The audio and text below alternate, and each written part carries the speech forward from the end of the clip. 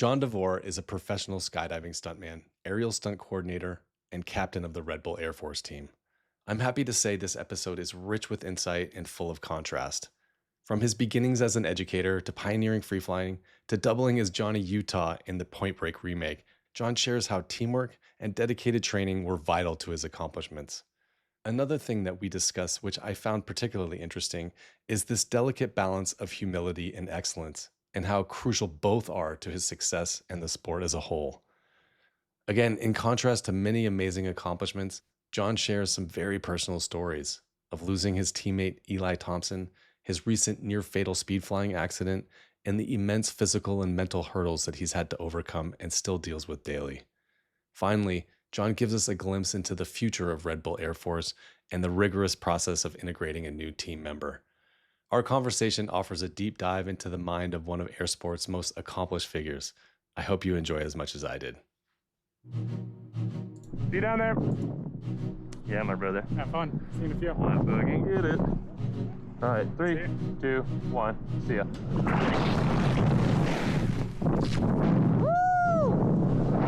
Hello, friends. You're listening to Exit Point. A podcast about the advancement of base jumping and the exploration of its culture. Join us for valuable insights and gripping stories from some of the world's top adventure athletes. Oh my God, that's the sickest thing I ever did in my life! Woo! I think it's pretty fair to say that you're one of the most accomplished air sports athletes out there. And while researching you, I was looking at your bio, and the first thing you said about yourself was that you were an educator. And I was a bit surprised by that. The reason I say I'm an educator, I guess first and foremost, is that's really what propelled me into the sport, or propelled me into being a professional skydiver and aerial athlete. So in the early days, I was blessed to meet a small group of people in Eloy, Arizona, that were all trying to pioneer and develop the sport as we know today as free flying, but it didn't exist back then. And everybody's kind of mission was to feed off each other and teach each other. And so early in my career, that was my first kind of passion within human flight. Was I was so in love with what I was doing, learning this new discipline of skydiving, and I wanted to share it with the world. So for the first probably 10 years of my career, I heavily focused on, in the beginning, being one of the only, and then just kind of leading the charge of being a free fly and human flight coach and instructor. And I really got a lot of joy personally out of that by sharing the knowledge that I received from working with others and watching everybody grow, and therefore kind of watching the sport explode and grow. And the more people I coached and the people around me were coaching, I just saw the sport growing tenfold year after year. And that really inspired me to keep going. And I realized how much I loved coaching. So I never really thought that when I got into the sport year 1 and 2. But by year 3, I was super fascinated with sharing the knowledge. Was it about actually sharing the knowledge and seeing people and being able to be proficient, or was it the sort of enjoyment that you had in the process? What was it about, or what is it about teaching that really grips you? I guess the best way to answer that's the first thing that popped in my mind, because I could give you a laundry list of what I enjoyed out of it, but really, what really gave me the satisfaction was watching it click and somebody understanding what I was trying to convey or teach. And it might be like they're banging their head against the wall, as everybody knows that tries to learn anything in air sports, but especially free flying back in the day before there was wind tunnels and everything. It took a lot of dedication and time. So to watch somebody not only, give a lot of time and resources, whether it's money or whatever, but people were really dedicated to trying to learn. And the second I saw in their eyes, oh, I get it, I feel it. That's really what I loved seeing, was that watching somebody take the next step, because it's as you know, it's kind of like once you feel something and you understand the why and how it works, it sticks with you. It's kind of like riding a bike. And so that's how, to me, air sports works, is you have to kind of trial and error, and then you find it, and then it's with you. And I really love seeing people have that spark in their eye when they land and they're like, I got it now. You're talking about it in the past tense, but you've recently had maybe one of the biggest jobs in terms of coaching somebody from zero to hero in base jumping for a very specific stunt. So you're still very much an educator.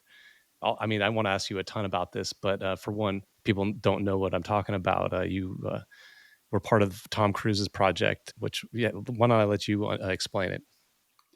Yeah. So yeah, it was the latest Mission Impossible. They don't call it number 7, but it was number 7, Dead Reckoning. So yeah, I was contacted by a stunt coordinator, second unit director Wade Eastwood. Gave me a phone call after researching the sport. I guess he found me and gave me a call and asked me if I'd be interested in taking on this behemoth of a project, and that was basically teaching Tom Cruise how to, one, just be an overall better human pilot, with the end goal of doing a kind of first ever on the big screen motorcycle base jump. And so, obviously a lot of nerves came with that because nobody wants to kill Tom Cruise. so, so I had a lot of questions right away. But the really cool thing is I've never met anybody more dedicated and more driven than Tom, where I was contacted in 2019 to start coaching him, and we didn't do the stunt till middle of 2021. And so, I kind of laid out, here's what I want to see happen, or it's kind of a project that scares me if it's just somebody that thinks we're going to do a week of coaching and go do it. But he put in 2 years of training with me. And Did you set jumped out the timeline, or was they like, hey, we need to do this film here, or then? And kind of a little bit of both. They told me, here's our idea, here's where we're going to try to shoot. And it got stretched a little bit because COVID hit in the middle of it. But they definitely were giving it a year to a year and a half of time, because at the same time I was also coaching speed flying. So there was 2 disciplines that I was brought on to kind of oversee as the aerial stunt coordinator. mm, But the one that made me the most nervous, and maybe the other one should have, but was the base jump section of it, because there's really no room for error. But the second I knew that he was ready to do training camps where we were going to do hundreds and hundreds of jumps, and a good example is when I first started jumping with him, he asked me, "What's the most jumps you've ever done, in a day?" And I was like, "Well, I've done 27 in a day, but it's really that's overkill. After about 12, 13 jumps in a day, you're really not learning much. It's, you're really tired and you're just kind of going through the motions. So let's set a 27 goal." jumps, skydives or base jumps? Skydives. Yeah. Okay. Yeah, not base jumps. That'd be taxing. Only Miles Dasher does that. But so basically what I told him is, I want to turn you into an amazing, as much as I can, an amazing human, pilot. So we started just skydiving, and I wanted to get him proficient in knowing his body from A to Z in the sky. So if something got sideways on a base jump, he wasn't questioning if he had the ability to outfly it or how to fly his body. And also, as most people know in the sport, one of the most dangerous but overlooked things, in my opinion, is canopy piloting. So we spent a lot of time on that as well. And so, yeah, to go back, when I told him 27 jumps in a day, he's like, "Okay, so we'll do at least 20 a day." And I was like, "Oh, okay, here we go." But we proceeded to do 20 a day, our first real training camp, 20 a day, every day. We're in this first 6 weeks. I think we did, don't quote me on the exact number, but I think 680 jumps in the first 6 weeks. Damn. Doing the most we ever did was 31 in a day. And he gave me the kind of the power to be like, "Hey, if you see that it's not going right, just tell me." But he never really faltered. He was super focused on every jump. And so, a lot of them were not full altitude skydives.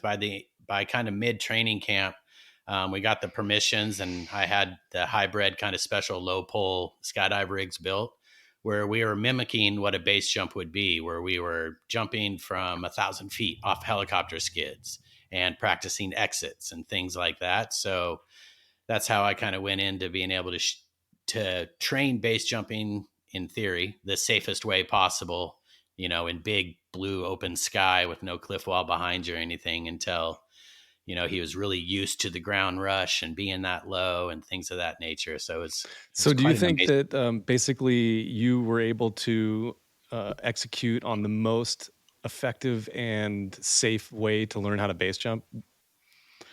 Yeah, I mean, that's open for debate. I mean, there's a lot of different ways to learn. My first proposal was to go do big bridges and things of that nature. But once I realized I could get the permission to do it out of helicopter, um, most people don't have the means to train like that because it's not cheap helicopters. But yeah, I mean, there's really no safer way when it comes to learning. Helicopters are hovering, and you got nice stable dead air exits, and doesn't matter how your canopy really opens if it line twists because it's clear all around 360.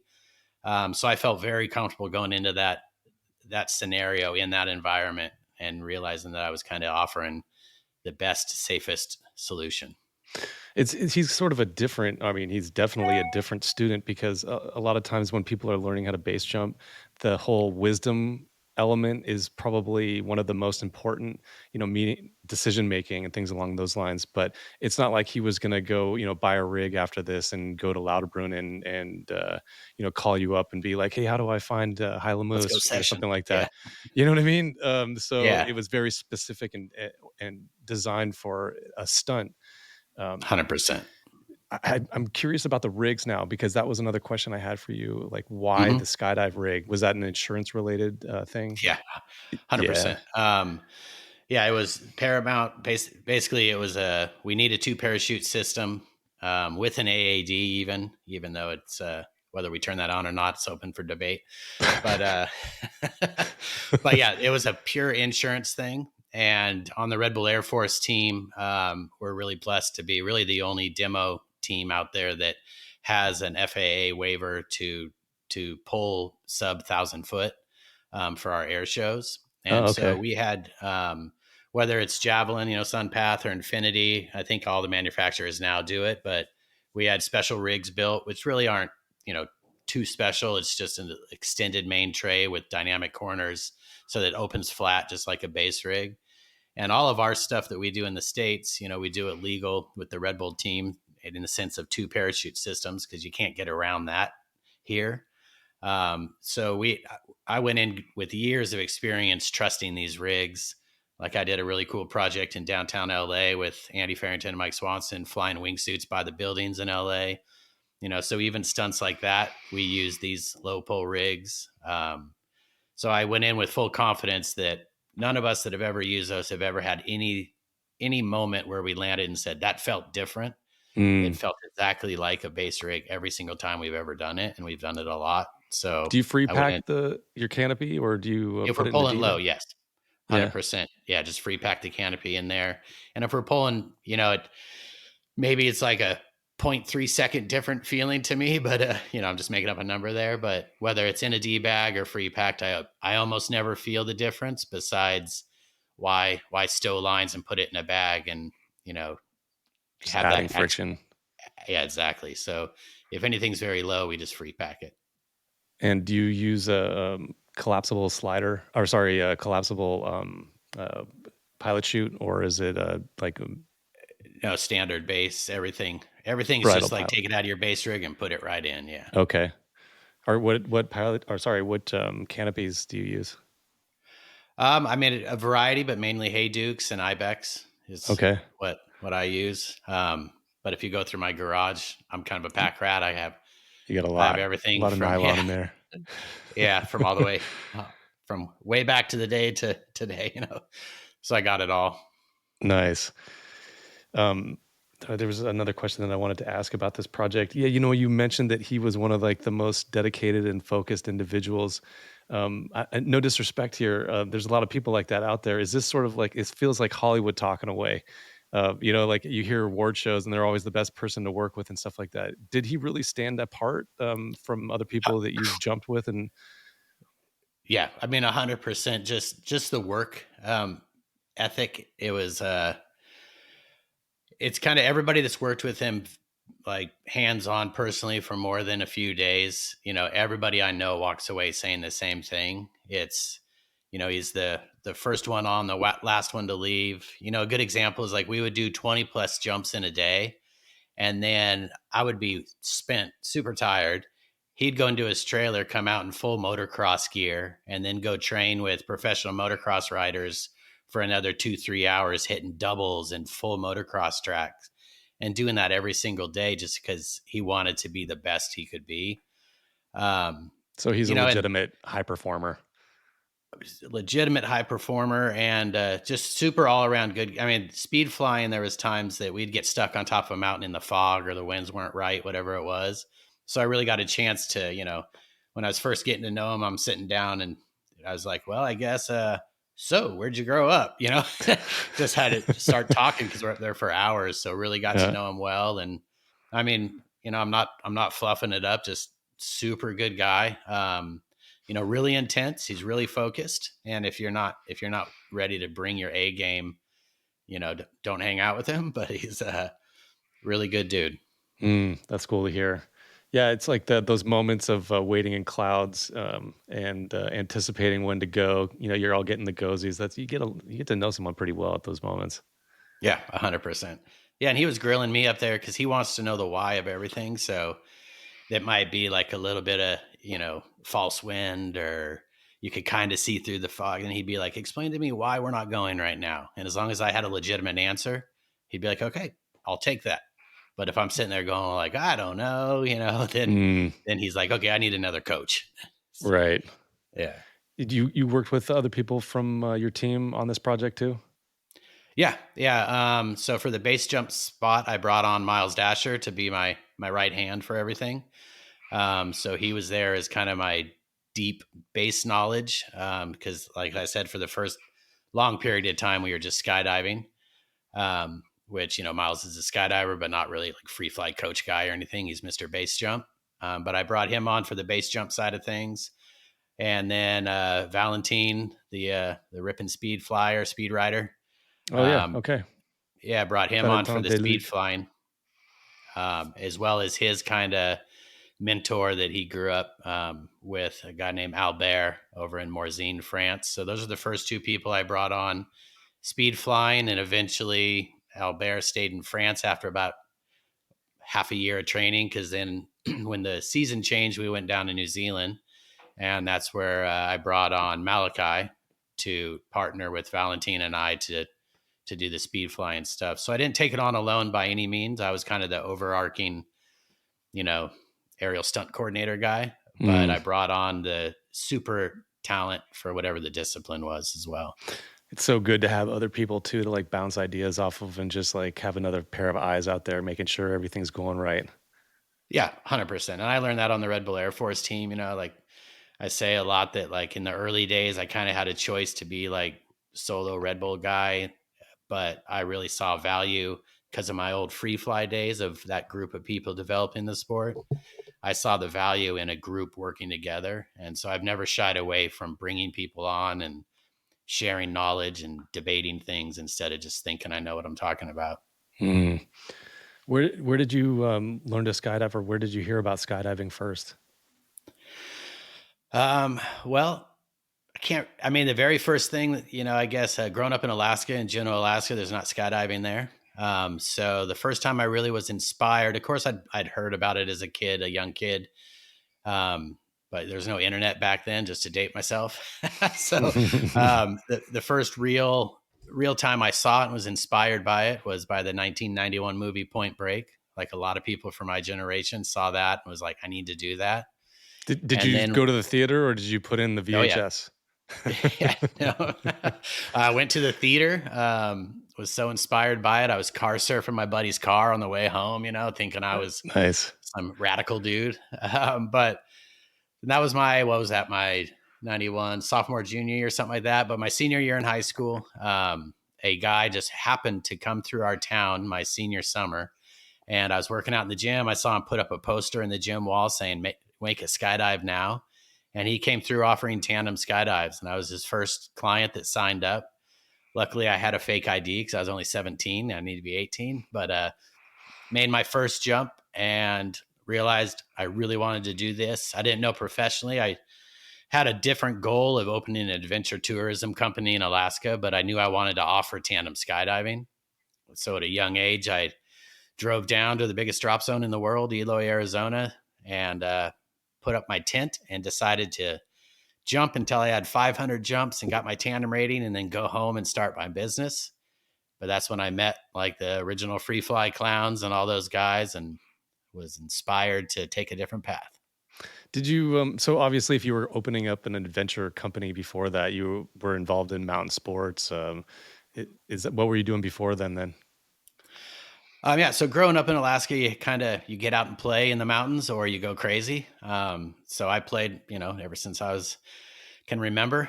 So whether it was big mountain skiing, I started getting into like glacial exploring, following rivers coming off mountains into caves and glaciers.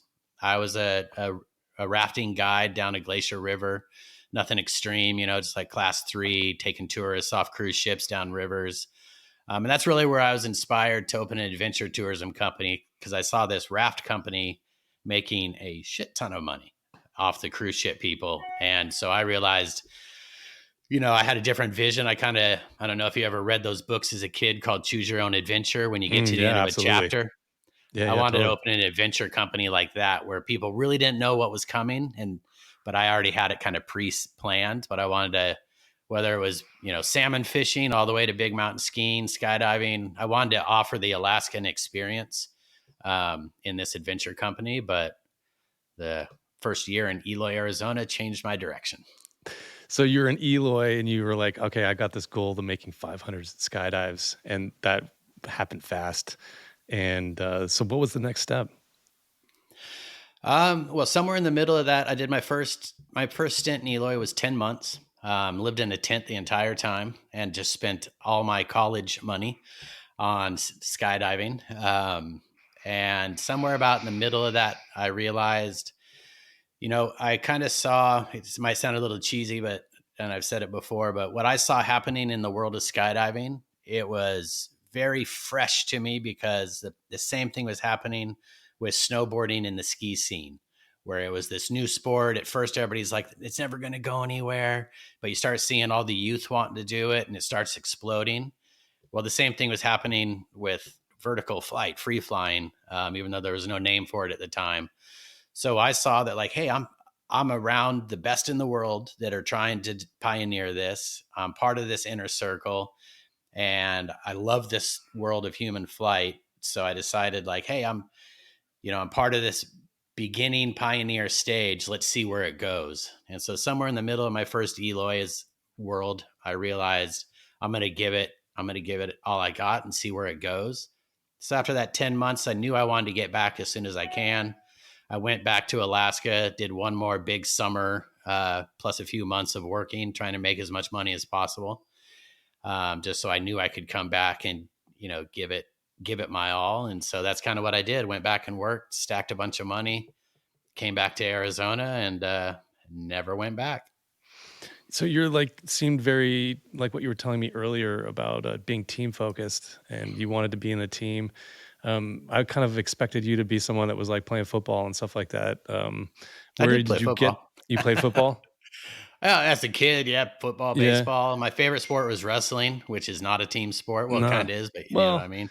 Yeah, I mean, wrestling's kind of a team sport because you're all training together super hard and you're relying on Working each other. off each other. Yeah. Yeah.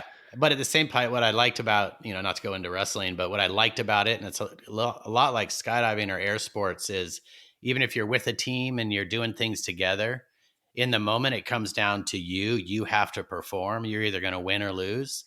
And I really liked that. Like, wrestling was my favorite high school sport because of that scenario, where even if you had people around you supporting you, when it was on, it was up to you. And it's like that in our world too. When you're jumping off a cliff, out of an airplane, whatever it is, even if you have team around you, your performance is solely up to you. Yeah, interesting. So you were you went all in on the skydiving. When did you meet your wife? Yeah, I met Stephanie. Better get this right. No, you don't need to tell the December. date, but this was like right around when you met her, right? Early Like days. you were kind of like a Yeah. skydiving bum, and Yep. you started. teaching, doing all that kind of stuff. I don't know if bum's the right word for it because you moved out of Oh your yeah. tent, I think, at this point. And Yeah, I just got a fifth wheel trailer, man. yeah. I was balling by then. No. So it was after my stint going home working, I came back. So it was the end of 96. And I was one of the only free fly coaches working under Olaf Zipser for School of Modern Sky Flying. And she was in law school in Belgium. She's Belgian. But she had come over. She was a young skydiver, started skydiving when she was 15. And on holiday from law school, she came to the mecca of skydiving at the time, Eloy, Arizona. And I met her, and I knew right away I wanted to hit on her. So I coached her for a day, but then I couldn't really take her money and also try to date her. So I let Adrian Nicholas start coaching her, and Orly King and the other couple of coaches out there, so I could kind of flirt with her and that kind of stuff. And then she had to go back to law school. And at that time, Olaf convinced me to move to Florida and open the first East Coast free fly school. So I moved out to Sebastian, Florida, while Stephanie went home. And so we did long distance dating for another year plus while she finished law school. So it was quite a long break, but it was a really cool moment because it was still that era where computers weren't everywhere, definitely not smartphones. So we were writing letters and using calling cards to talk to each other. So we spent Wow. that whole year really getting to know each other. So by the time that we were physically together in person, we knew each other really well. That's an interesting sign of integrity on your part of saying, hey, if I want to date this person, that I probably shouldn't be her instructor. Yeah. Well, it was hard to be like, you owe me $500 and do you want to go out? Right. Okay. Yeah. Do you think it gets in the way when having that romantic interest in air sports or learning how to do air sports? I mean, because there's quite a few couples out there that are, Yeah. jumping together. Do you think it's Yeah. something that gets in You the way? speaking from experience there? Yeah, right. But the thing is, Um, with Ellen and I never taught her anything. I mean, Right. we bounced things off each other and, trained together and things like that. But I was never, she was better than me when we met. So it was like, it was pretty easy. Right. I don't think that I have really an answer for that because I've seen it work and I've seen it not work. In just my story alone, she was never chasing air sports as a profession. She was in law school. She was going to be a lawyer, that kind of stuff. So it wasn't that we were trying to work together so much in the world of air sports. So that worked really easy for us, that she understood me and she understood the sport. She did it. She loved it. So she understood the passion, but it wasn't that we were working together every day. But yeah, I've seen it work for people and I've seen it also not work. Yeah. Okay. Fair enough. So you guys were doing a long distance relationship, and you got to know her really well. And I wonder what it was like for her to go back to her family and say, "Oh, I met this great guy who's a skydiving instructor." They were like, "What?" Oh yeah. Oh, I'm sure she came from a pretty buttoned up family. So I think they thought it was just a thing, that she was like her last hurrah before she got serious about life.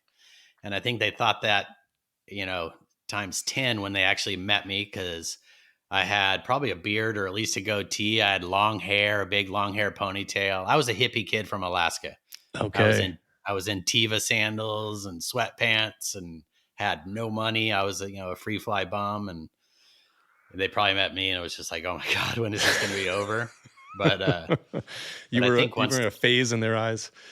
yeah. I mean, the best story on that is she graduated top of her law school, and when the guy gave her whatever the robe's called when you're top of your class type thing, he offered her, and he was high up in the government in Belgium, and he offered her a job. And on camera, she said, "I'm moving to America with my boyfriend." And his reply was, "Well, when that's over and you come back, give me a call."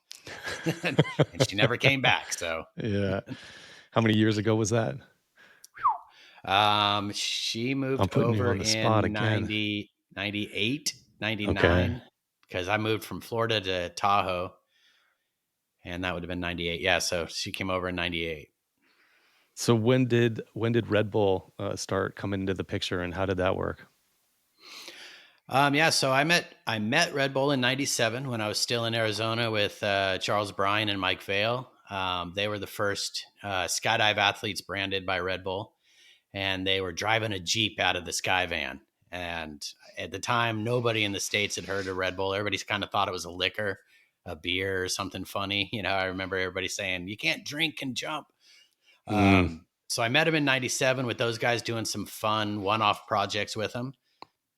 And they were also starting to work together with Frank Gambale, who was the base jump athlete. And then when Mike Vale and Charles Bryan were calling me in Florida, asking me, "Hey, we want to open a drop zone in Skydive Lake Tahoe. We want you to come out and bring your free fly presence and help us open this drop zone. And most likely it'll come with a Red Bull sponsorship." But still, at that time, it didn't really mean much. That Red Bull wasn't doing much, or It's just especially in obscure our kind sport. of drink out there. Yeah, and I was like, I don't really know what that means, but cool. I might get a free parachute, whatever. So I moved out to Tahoe and started jumping with those guys. And then kind of a sad timing story. When I got officially, I was already doing a couple demos with them, but I wasn't a hat wearing Red Bull athlete. I was just kind of a friend of the program. But the same summer that Frank Gambale passed away was the same summer I got branded and officially brought onto the team. It wasn't really because of that. It was just, that's how I remember when it was. Because that was the first Can year. you tell me about that? I mean, I know about Frank, but I think he was a pretty influential individual back in the day, and Oh man, yeah. his story is, still resonates in the base jumping community in terms of regulation and dealing with law enforcement and all the craziness that we have to deal with in the United States. Yeah, he'd still be here if it wasn't for that. So yeah, in my mind, in my view, there was others, but Frank Gambale was doing in base jumping what I was doing in free flying and skydive world. He was one of the early pioneers trying to, there was obviously people before, so I'm not taking anything away from even the earlier guys, but he was really like splashing the scene with it. He was blazing everything he could, from cliffs to buildings. At that time, Red Bull was super Wild West. And I remember, Frank showing me, "Hey, here's the business card of the Red Bull lawyers. I get $1,000 for every building I jump. And if I ever get busted, they told me to call this guy." So he was Wow. empowered to charge. Base tripper's dream. Yeah, 100%, man. And so he was really revolutionary in my eyes. I was skydiving for a long time before I ever even made my first base jump. And so I was watching him do in that sport what I was doing in the free fly world. And it was really, really fun to watch. And then unfortunately, a lot of people well, I guess today a lot of people don't really know, but Frank was jumping in Yosemite and he was running from the Rangers after a successful safe base jump. And he tried to, get away from the Rangers by jumping in the river. And unfortunately, he drowned in the river. And it could have been avoided very easily by just having the right regulations and rules where you're not trying to run from a felony trespass. Yeah, what a tragedy. Yeah. When did you find base jumping? Or when did you start base jumping? Because, I think it was pretty present at Eloy, wasn't it? And definitely in Tahoe, right? Yeah. And Tahoe is when I started base jumping. I used to be kind of hard in the sense of like my first love and still is human flight. And I used to kind of always say like, "Hey, I'm not really into jumping off a 300-foot building or bridge because I get the thrill of it, but I want to fly my body." So that was my focus. But of course, eventually, rolling with the world of skydivers and base jumpers, my early Tahoe days probably would have been 99 or 2000. I rolled out to the Auburn Bridge with a crew of people and made my first night, bandit base jumps. And, I knew I had a addictive personality, as most of us do in this sport. And that's another reason I kind of shied away from it, because I knew that I would kind of get hooked on what it was. And I also wanted to focus on skydiving more than base jumping at the time. So I tried to keep it at bay. But yeah, so I started making base jumping then, but I really didn't chase it much until the world of wingsuiting started presenting itself. Because then I started realizing like okay, now I can fly. I can jump off things and I can fly. It's not just a 3-second moment. I can, fly down, whether it's, in the early days, it wasn't really proximity flying. It was jumping off and flying away and eventually turning right or left and wall riding, as we all know, so it progressed. But the amount of time and the idea that it was back to the art of human flight, that's when I started getting really into it. So yeah, you were like, okay, the slider down stuff is cool and all, but it's kind of not what I want to focus on. And then wingsuits came out, and you were like, okay, damn, this is pretty cool. Yeah, pretty much exactly. Yeah, we did a trip. I'm gonna say it was 2004, 3, somewhere in there. But our first Red Bull Air Force team trip, we all went to Europe with Shane McConkey and everybody on the team, and we met up with Uli Gegenshots, and he was kind of our guide of Europe. And that was the first time I jumped big cliffs and toured through, Switzerland and Italy and, all the big cliffs that everybody knows today. And Uli just kind of took us to all of his secret spots. And that's when I wasn't even wingsuit base jumping then. I was just slick at that time. And Charles Bryan, Uli, and Shane, maybe Miles, but I don't think so. They're the only ones putting on super small little trainer suits, like the wings, like that's still clipped in and stuff like that. It's like, but that's when air deflectors Uli, rather than inflating, right? Like there weren't ram air I think wings. Uli had Jean-Louis' his first S-Fly type thing, and off the mushroom, I remember just watching him get all the way to Grindelwald and being like, "What?" Just blown away by that. And so that was when I decided to start throwing on the wingsuit more in the skydive world to build my skill level up, so then I could go and start falling off big rocks. Let's rewind a little bit, like the formation of the team. How did that work? Well, Cliff Note version of that is, so when I first moved to Tahoe, it was Charles Bryan and Mike Vale were the skydivers. Frank Gambale was base jumping. So that was kind of the initial core of the world I knew that was branded by Red Bull, but the name Red Bull Air Force wasn't even there yet. And at about that same time, 2 paragliders, Othar Lawrence and Chris Santa Croce, they came on as, at the time, they were the top of the world paraglide athletes. They were winning all the comps, doing the coolest shit. So they were on as paragliders. And Othar, together with a guy that it was an athlete manager at Red Bull named Hayes Wheelis, they had the vision to like, hey, instead of us being, sporadic one-off athletes, let's try to create more of a team.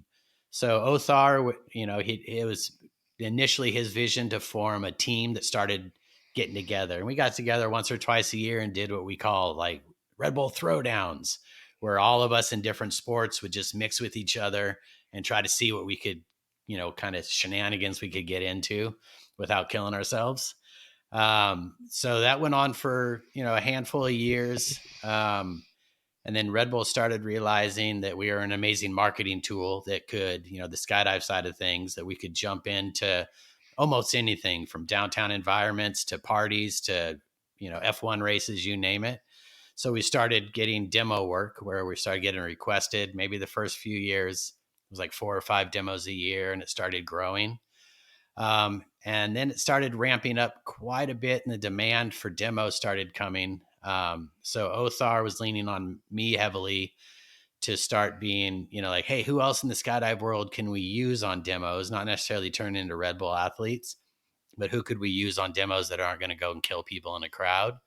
So I obviously had a big pool of people that I trusted or competed with, and I knew in the skydive world. So I started bringing on, the Mike Swansons and Andy Farringtons and people like that to start doing some demos with us. And right about I like how that you said time, that. Andy Farringtons and Mike Swansons, like there's more than one of those kind of guys. Like they're kind of in a class of their own, let's be honest. Yeah, for sure. Yeah, I'm just looking at an old team photo there, so I couldn't list everybody, but yeah, I'm kind of going in order of the people I brought on. Okay. So Mike was the yes, first guy?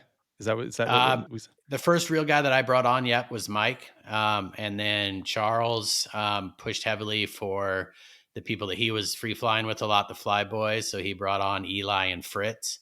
And so that was kind of our skydive core that we were able to handle most of the demos.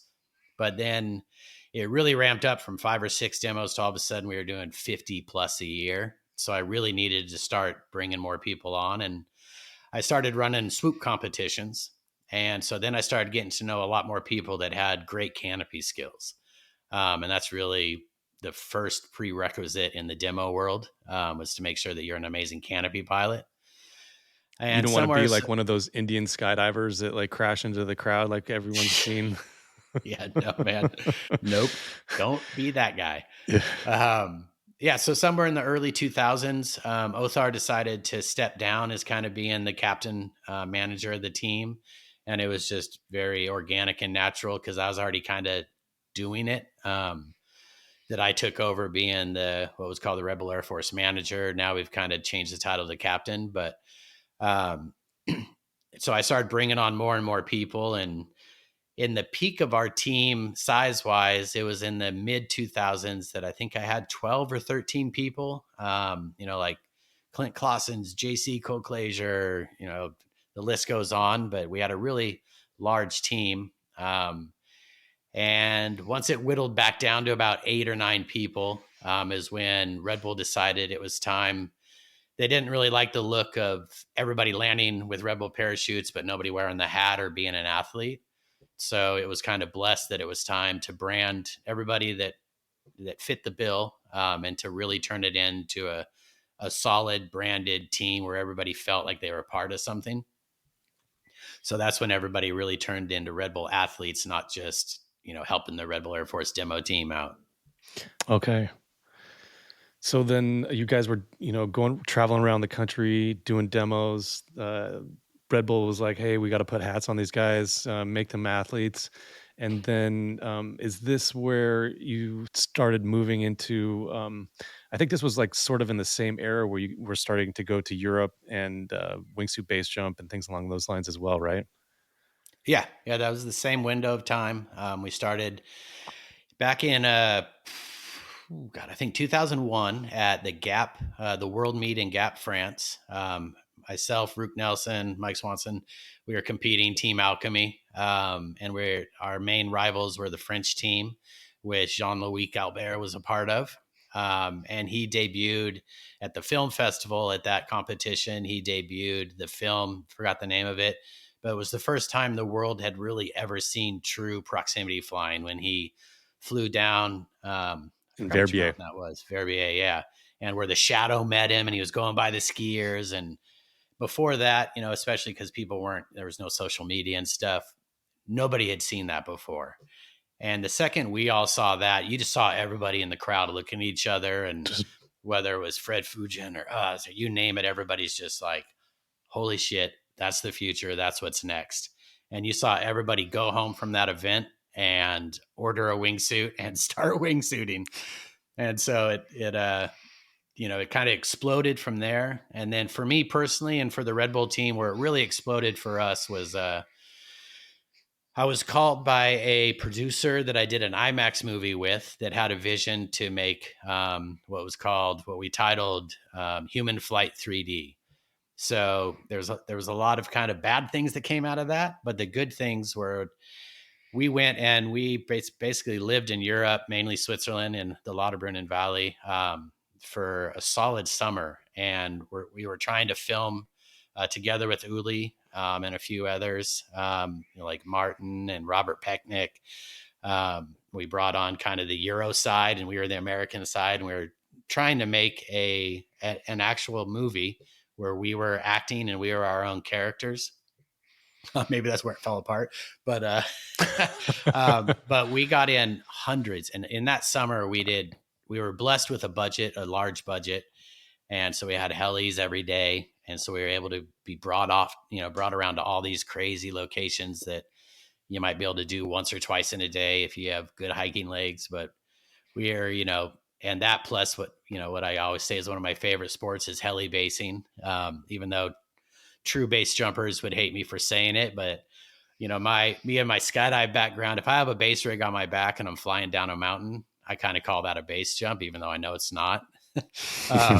But but we did hundreds of those types of jumps. And that's when, it was ingrained in us from that point forward that was a large part of our lives and our profession. Wow. Let's take a quick break. Yeah, easy. So you guys were living in Lauterbrunnen, jumping in helis, flying off everything you could. Is this when tragedy struck? Yeah.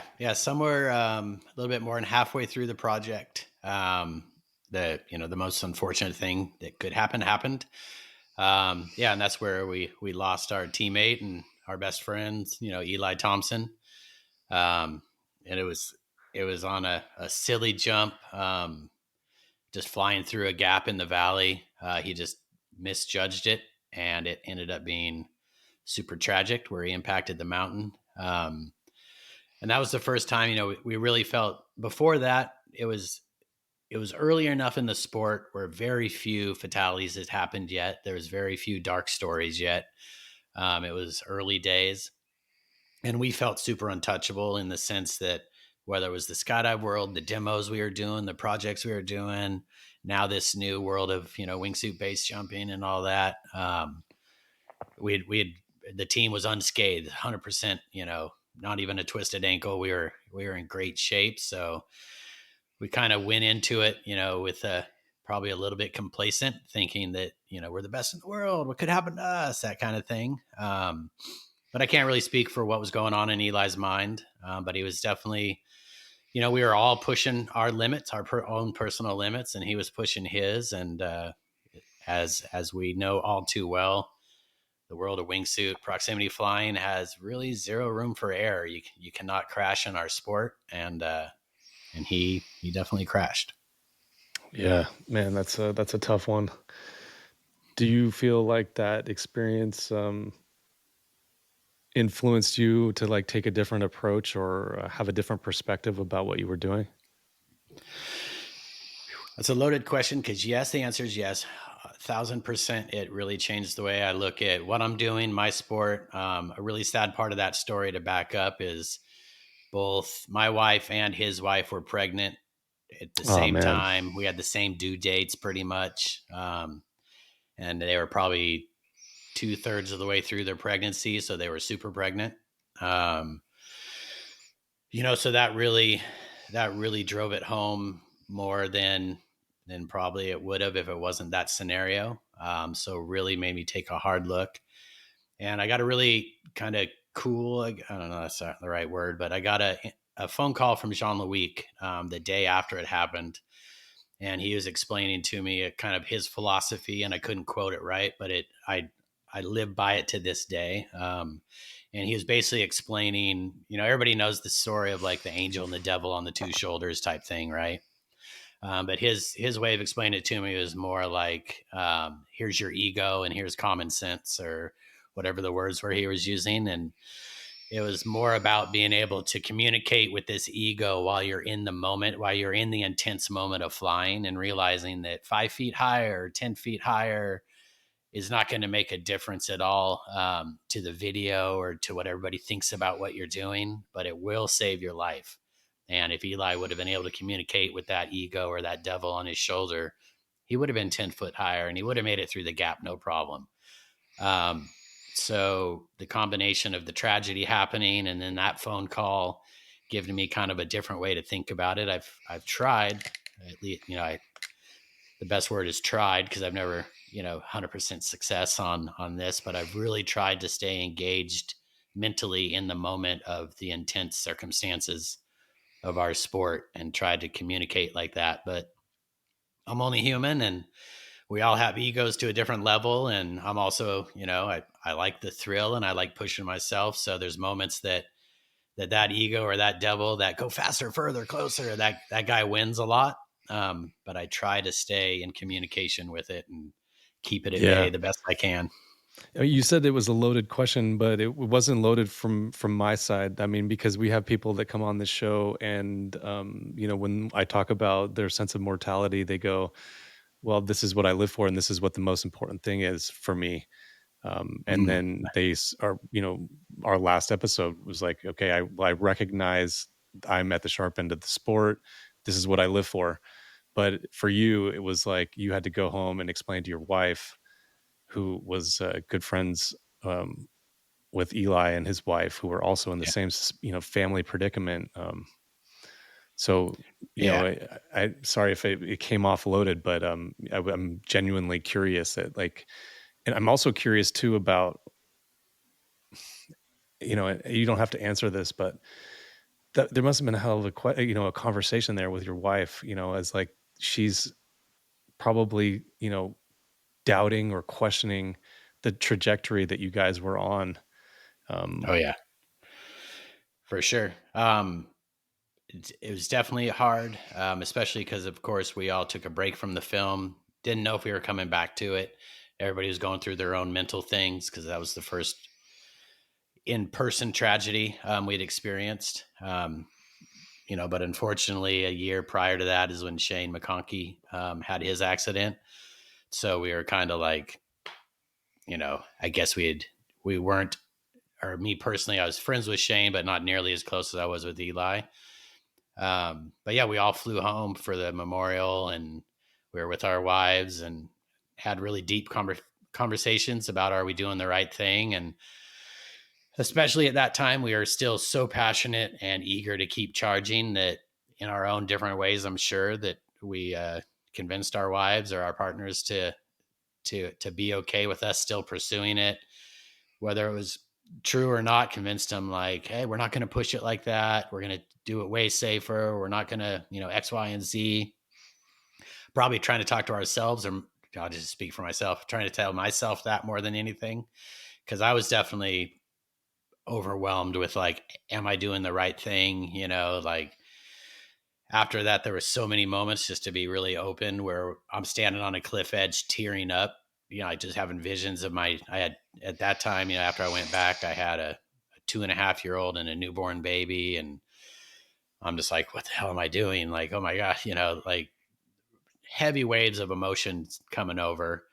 And then, as we all kind of know, you step off that cliff and you go into flight and everything turns into bliss and surreal, and you land and you realize that's why I'm doing it. That is what really fulfills me as a person and makes me truly happy. But if I had to judge the two, my family life makes me way happier than that life. So if right now I was told pick one or the other, it's a no brainer for me.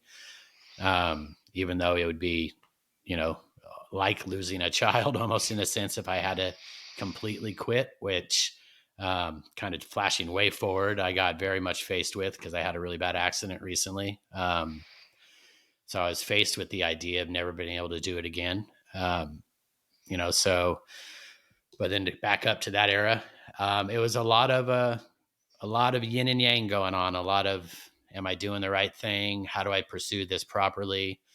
But it really, unfortunately, his tragedy taught me a ton, which I carried forward in the rest of my career, because that was quite early still in my career. And I think it's really helped me in a weird way get to where I'm at. Yeah, I can relate with those moments of doubt at the exit point. Like, I lost a good friend, one of many, but yeah, you go through those moments where you're like at the exit point and there's a lot of fear and you're thinking about them and you're thinking about what's gone through, and like the sort of the tragedy that's been left behind, and it kind of kills the fun a little bit. And yeah, you kind of have to wade through that stuff and make the jump, kind of push yourself a little bit to break through it. Yeah. How long did that take for you? Was you doing a lot of jumps where it was like, damn, I don't know, is this fun anymore, kind of thing? And Yeah, 100%. I won't lie and sugarcoat it. I think me more than a handful of people. Everybody had different experiences for sure, but I had many, many moments of, is this worth it? Is this fun still? Am I now just doing it because it's the job I created for myself, compared to my passion? I've had many, internal dialogue moments of questioning, am I doing the right thing, for sure? But it always comes back to, is as easy as a simple skydive where you deploy and you're under parachute and it's quiet and you're looking around, or as extreme as making a badass wingsuit base jump and landing. It's those moments that you realize, like, yes, the passion is still very much there. This is who I am 100%. Maybe I'm going to navigate it different, knowing what I know and experiences that I've been through. But sometimes it takes, kind of getting back on the horse where, like after Eli's accident, we were all in crazy shock, of course, but a few people decided that I need to hike up and go make a jump right now. I can't not jump. I can't go home to the memorial. I can't take all this time off and ponder everything. I need to go do it. And they started hiking. They were going to Lamousse. And I didn't catch the train, the gondola, everything. I let them go, and I was sitting with, I think, Charles Bryan still, and I don't know who else, but then all of a sudden something came over me, and I went by myself, and I got on the system, and I started hiking by myself. I caught up to everybody because I had something come over me when I was sitting in the room of like, I might not ever come back if I don't go do this jump right now. So we hiked up, and we all had a moment on the cliff edge, a lot of tears and stories, and everybody, unfortunately, people in our circle have been through these scenarios, but, jumped off and celebrated him in my own way, and kind of I wouldn't say I ever got the monkey off my back, but I realized that I could still do it, and I could still have enjoyment, and I was going to have to get through this big wave of tragedy and all this stuff going on in my mind, but that I still loved it enough that it was worth it. Yeah, thanks for sharing that. That's jumping right back onto the horse there. I had Not easy. this wasn't a good friend, but I witnessed a fatality jump, and again, like not a close friend, like what the situation you were dealing with, but I got on the lift and went right back down and grabbed two of my friends and was like, let's get out of here. Let's go make a jump. And it just felt like the best thing to do. It just felt like, let's just like wipe the slate clean and remember why we love what we love. Yeah. I call it air therapy. Air therapy. Yeah. I mean, we're talking about some serious stuff right now. Maybe we should just all clump it together, like, because you've had a rough go lately. You had a serious accident speed flying. Can you tell me about it? Yeah. So we had just pretty much wrapped on the Mission Impossible movie where we'd already done the base jump stuff. We were doing a ton of speed flying. I was really lucky where they gave Malachi and I a sizable budget to tour Norway for 2 weeks and go find ultimate speed fly lines. Like, wow, a dream come true. It's just the two of us cruising around Norway for weeks with an endless heli budget. So the only reason I said that part of the story is I had flown probably some of the craziest, gnarliest, longest, lines of my life. And it was just, I'd never been more current and more switched on in the world of speed flying. So I come home it was supposed to be a 2-week break before I was going to South Africa to start the next Mission movie. And so I called Miles to come out and hang out with me. And we went to Saboba, which equivalent of what I was doing in Norway is like a bunny hill for speed flying. And so I kind of went into it not listening to either the angel or devil on my shoulders, just like nothing can go wrong here. It's I'll flash forward and then back up. Everything was my fault in the end, but I went into it very complacent and not listening to the normal signs of it was starting to get windy. It was starting to get thermic. The blackbirds were starting to soar. All the signs that if I was up there coaching somebody, we would have hiked down because it just wasn't going to be worth it. And I did that fateful, saying of like, all right, this is the last one of the day. I'm just going to fly down. But instead of launching, getting air and flying away from the mountain, I flew the same line that I was flying all day, which wasn't that big a deal, but I was, dragging my ass through bushes and super low to the ground. And flying a little 6.5 super fast speed wing, so going 60 plus miles an hour. And I'd detached from the mountain, did a big turn. So I was coming in with even more speed to this really cool part of the mountain that it was basically a hump that you get behind and you carve up over the hump. And it was a really fun feeling. Well, when I got to that hump, before every other time, I barely any input on the toggles or the risers, I think, but and a little lift and come over. But as soon as I hit the toggles for lift, it was sink. I sunk about a foot, and it was so fast. There was not even time to stab the brakes because I was so used to that line already. And I impacted a mound, a big rock, kind of ass first, slammed into it. And I got flung up in the air. And unfortunately, I remember everything really vividly.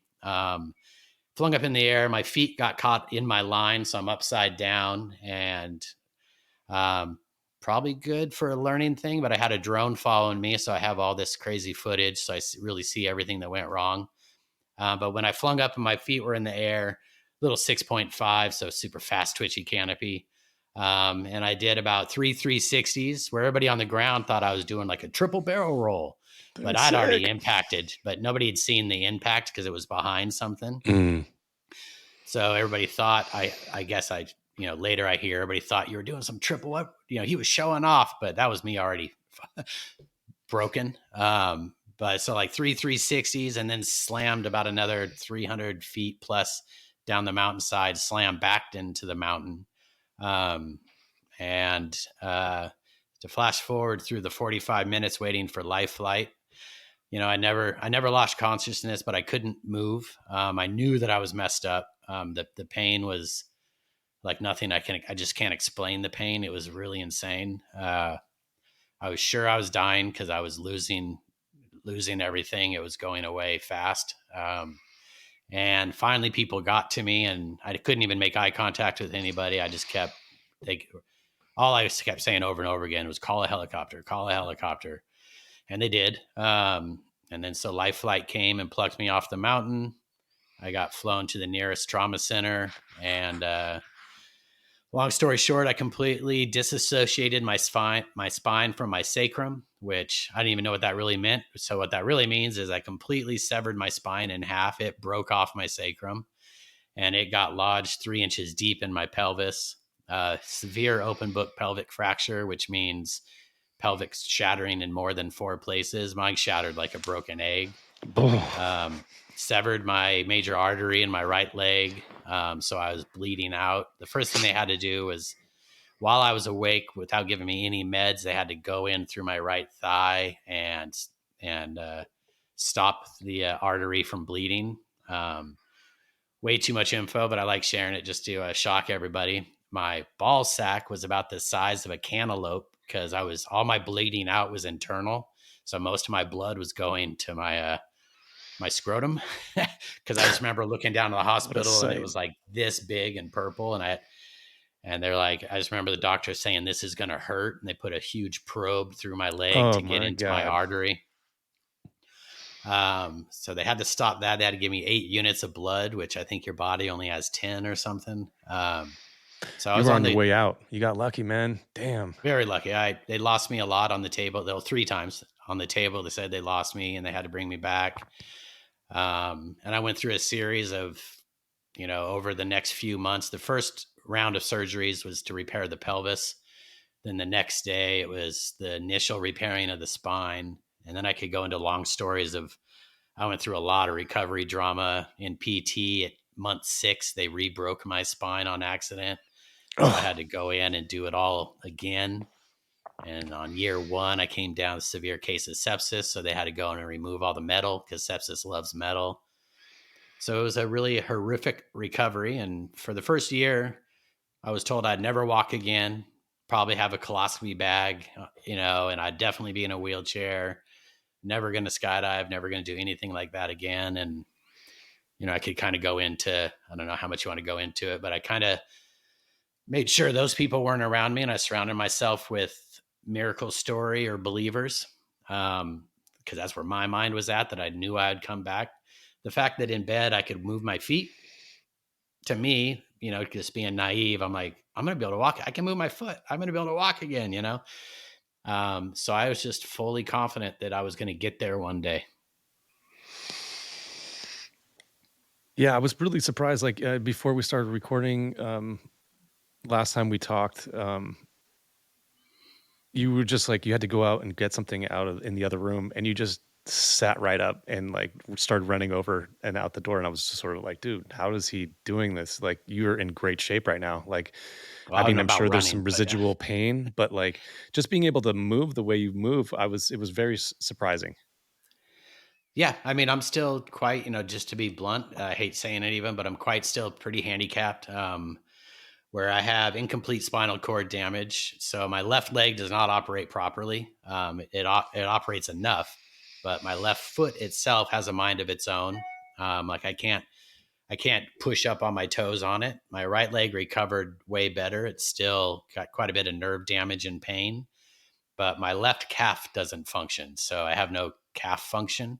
Mm-hmm. But the body's a miracle, it's learned to compensate for it. But say like going skiing, I got to be careful because all of a sudden my left foot just might be like, wah, does its own thing. And then because of the sepsis, it damaged my bones to the point, and they had to take out metal. So my left side of my pelvis, where it attaches to your sacrum, it never healed. So I'm forever broken there. They can't fix it because my S1 nerve is trapped in all the broken bones, and they can't get it out or they'll damage me more. And they're the leading pelvic surgeon in the world I went to in the Mayo Clinic, who thought he could fix me until he saw me, said his words were, I'm 75 to 100% certain that if I go in and bolt your pelvis back to your sacrum, I have to pick out that S1 nerve, and I will damage it to the point that you'll probably be paralyzed in your left leg. And he goes, the fact that you walked in here, you're jumping and you're skiing, I don't want to touch you.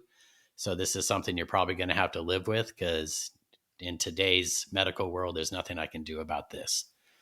So that's when I kind of switched, like, okay, so let's fucking start getting as strong as I can with what I got. Let's go back to what you said before, because that kind of stood out to me. You said, unfortunately, I remember everything. And I had a similar conversation recently about people who had been crashing their paragliders, and being able to remember causes a fear injury. How have you been approaching or convalescing over this fear injury? Yeah.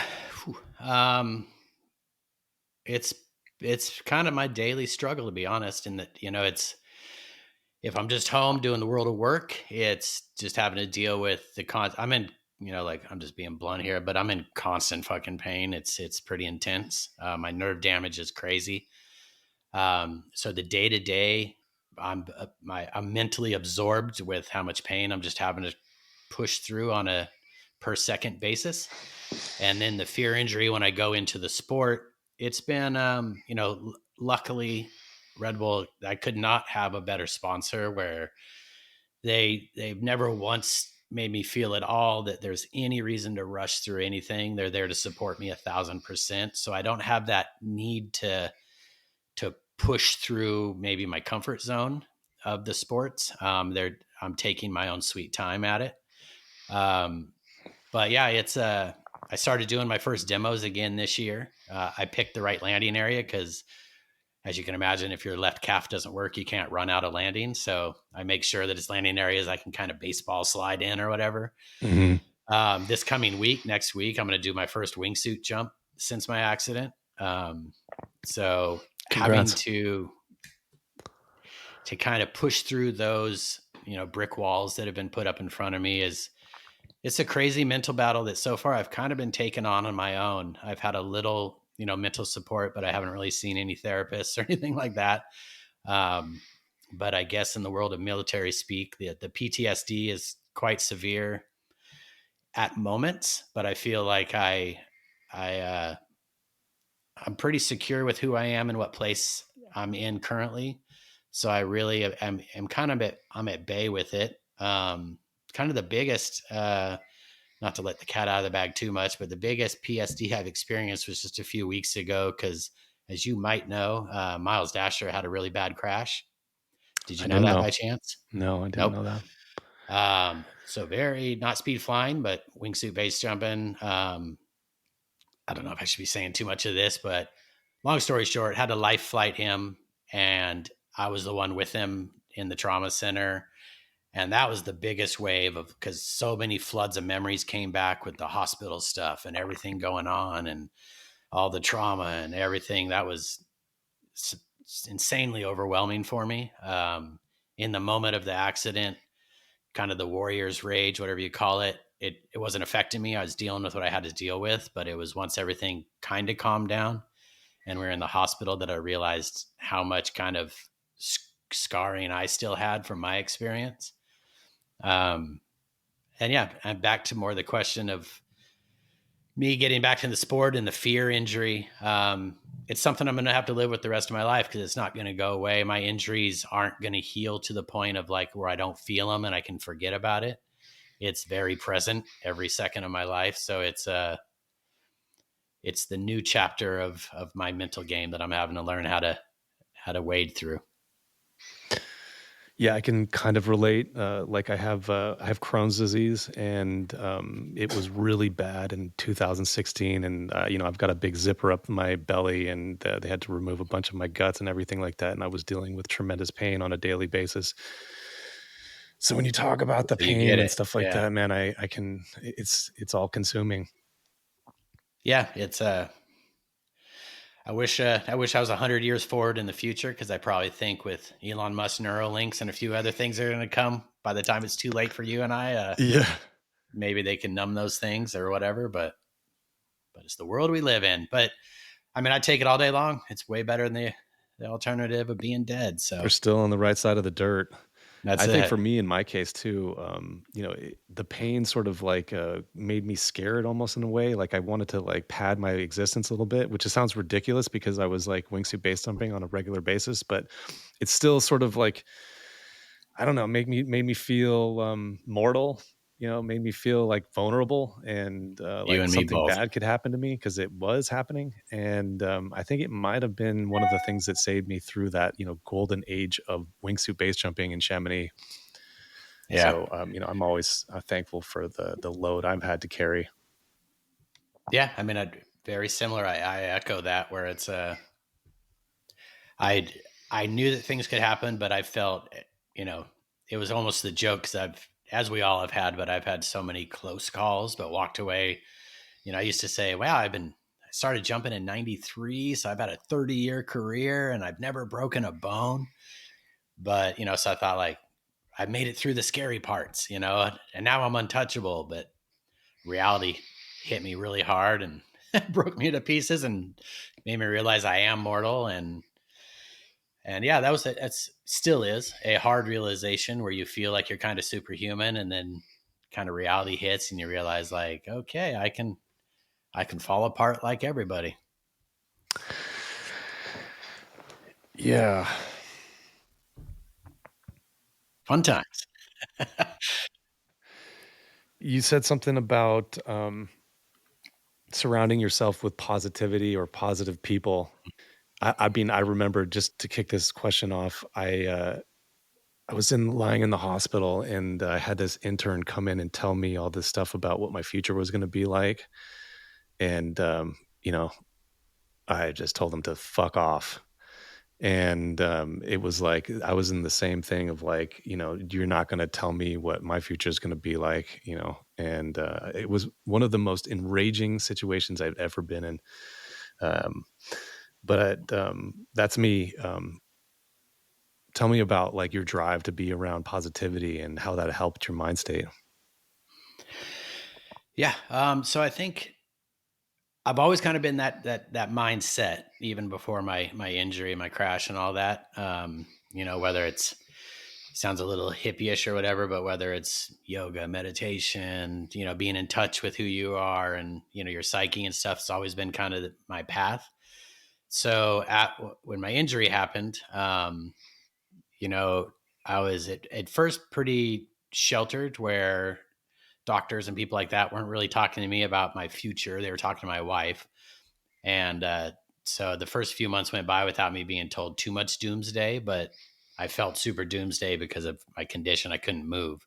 I was flat in a hospital bed for months, couldn't even elevate it. So it didn't seem very good. But somewhere about, I don't know how many months into it, as I started recovering a little bit, still trapped in a bed, but I was more with it.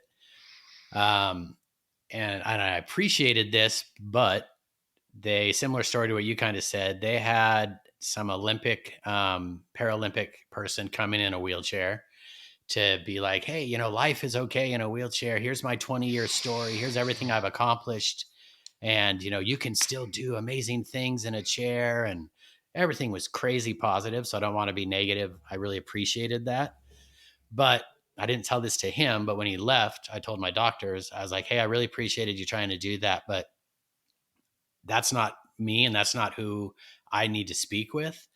I either need to be in my own head, or you need to introduce me to the miracle stories of the people that were never supposed to be where they're at and they got to where they're at. Because that's where my mind's at, that I am going to jump again and I am going to get back to it. And, behind me, I guess my doctors look at my life going like, no, he's not, and stuff like that. But they're not telling me that, where I'm like, here's how I think and here's how I believe. And I was inspired by a few people, like the amount of, almost tear up saying it, but the amount of respect I have for the nursing industry is tremendous after my accident. I had no idea. I used to think nurses were helpers, I don't know. I didn't know much of what they did, but in reality, as you probably know better than most people as well, but they do almost everything, like, and they're so influential, not just in the physical part of things, but who you have and who you have talking to you is so important. Where I have a handful of stories, but one that really stands out is one of my nurses. It was a guy named Robert, and he was working with me for a couple months, and he was always so positive. And he was the one telling me, like, cause he loved mountain biking and stuff. And he's like, dude, you're going to be able to bike for sure. You're going to be able to mountain bike. And he was always that guy, for sure you can, for sure. And this was months of positive reinforcement. And then he goes, hey, I usually don't do this, but I want to show you something. And he stood back, pulled up his scrubs pant leg, and he was missing a leg. He had a prosthetic leg on. And so then it like tenfold hit me heavy, where it's like, okay, this isn't a guy just being positive. He went through some shit, like, holy He knows cow. what's up. And yeah, he knows what's up. And so everywhere from him warning me about the dark side of pain meds, all the way to being positive of like, if your brain is the most powerful medical tool in the world, that if you convince yourself you can do something, your mind is talking to your nervous system. It's going to regenerate nerves if you believe you're regenerating nerves. And the power of placebo and, those type of things. It helped me tremendously believe, like, that moment made me realize, like, if he can do it, if he's out mountain biking again and he's running around a hospital, missing a leg, like, I'm going to be able to do this too. And it was those type of people that really helped. And then, the last part of that's not that story, but kind of that subject is, after I started barely walking again, I still had to walk on crutches. I was in a wheelchair, but I could get on crutches and move around. And the hospital world in America I got to a point where they're like, this is what we can do for you because of insurance and things of that nature. It was like 45 minutes of PT, twice a week. And I'm like, I'm never going to get anywhere. But then Red Bull has an amazing program that's called the APC, Athlete Performance Center, where mainly they're making their athletes stronger, faster. It's not about injury so much, but they're ready for that. And so I went into that program, and I was hands down the worst case they had seen. They had done with ACLs and a broken shoulder and snowboard athletes getting hurt, but nothing like me. But they embraced me, and 4 days a week, 4 hours a day, they took me on, and they instilled the belief that I would get to where I wanted to get. And they put a team of people around me that I realized, like, like I'm going to be able to do this. Like the level of support is tremendous. And, I just feel really sad for the people that aren't blessed like I am in the sense of having that kind of infrastructure and support, because I wouldn't be where I'm at right now if it wasn't for that. So it's, I can only hope that people find some type of a solution like I did if they're in my situation. I had, I think I'm probably just as hippie as you are. I had this whole meditation process where I envisioned my surgical area as like the pain as green, and I would breathe white light into that area, and I would spend hours doing that.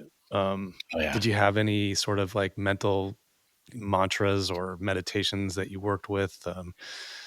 Yeah. I mean, that's all I did because, just repeating myself, but it was months of laying in a bed. I couldn't even get out. I couldn't do anything. And so the amount of inner dialogue moments, meditation, all the different levels you want to talk about.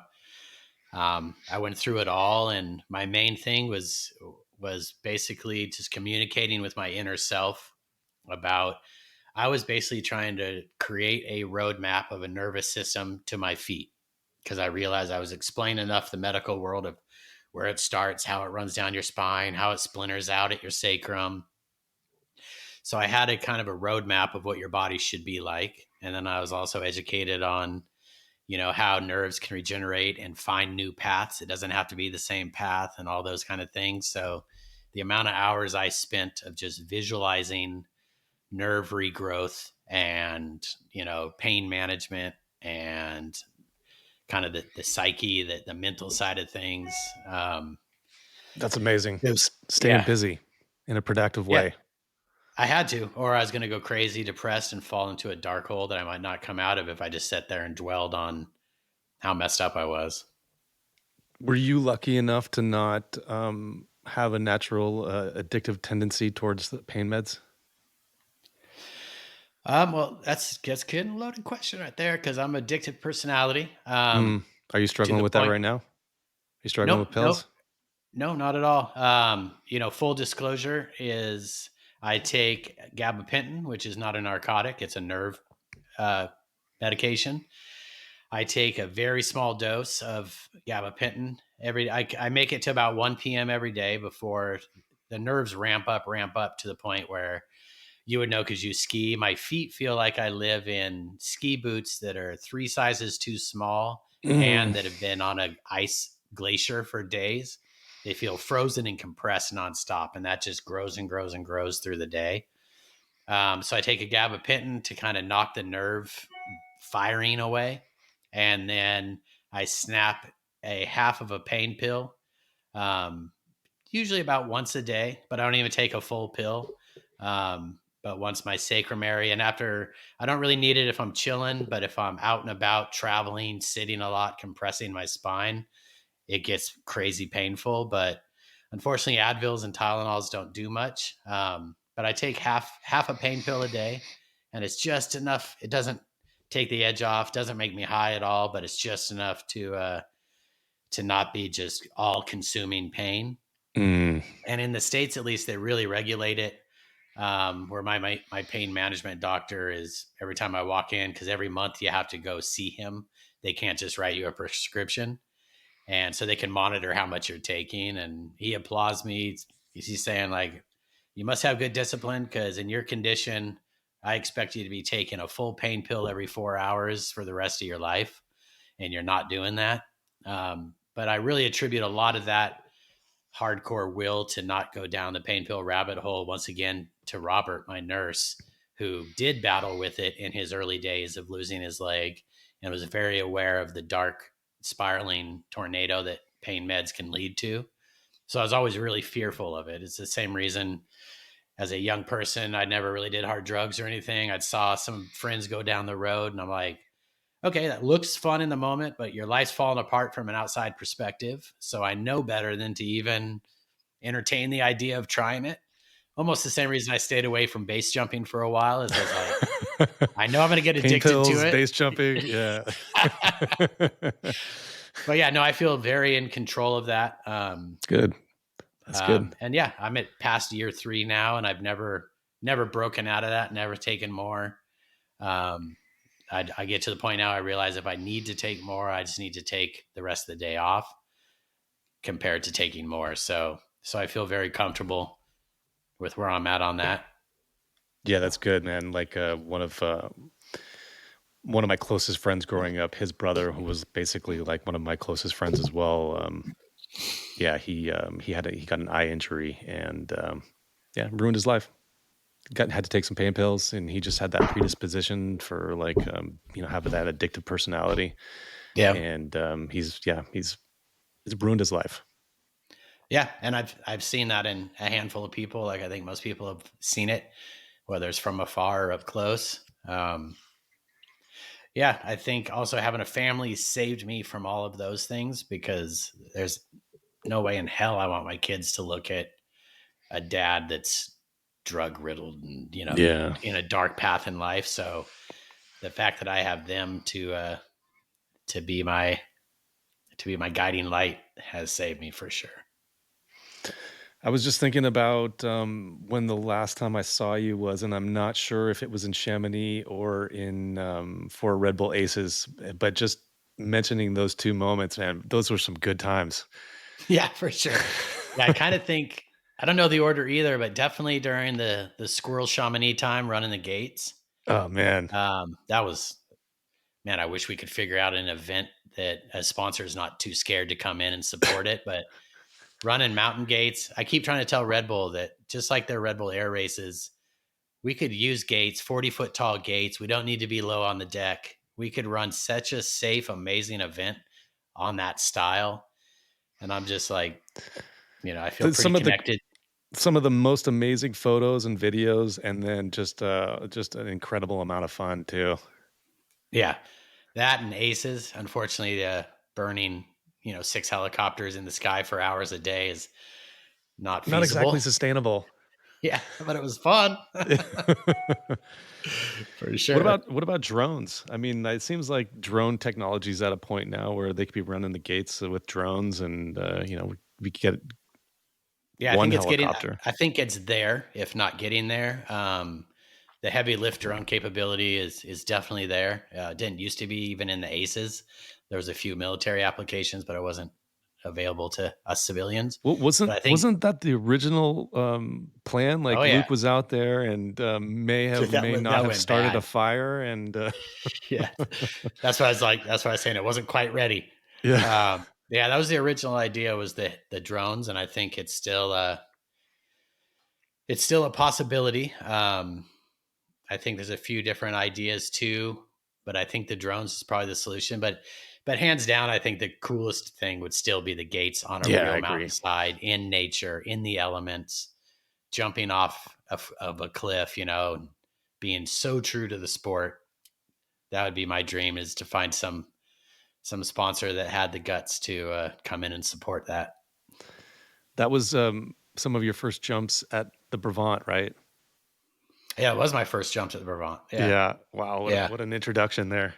Yeah, for sure, man. Welcome to the jungle. Yeah. Yeah. Walk me through that. Like you guys, because you guys showed up, and were you tuned up? Like, had you gone to Lauterbrunnen beforehand, or was it just sort of like, let's send this?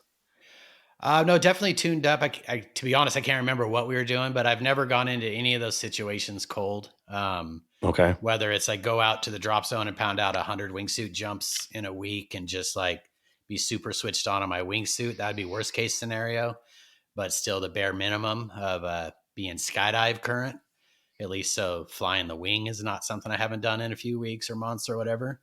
But what did we do? We were in Lauterbrunnen, if I'm thinking about it, because we did Lauterbrunnen, and then I forgot the name of there's a couple jumps down earlier in the valley on the way to Chamonix.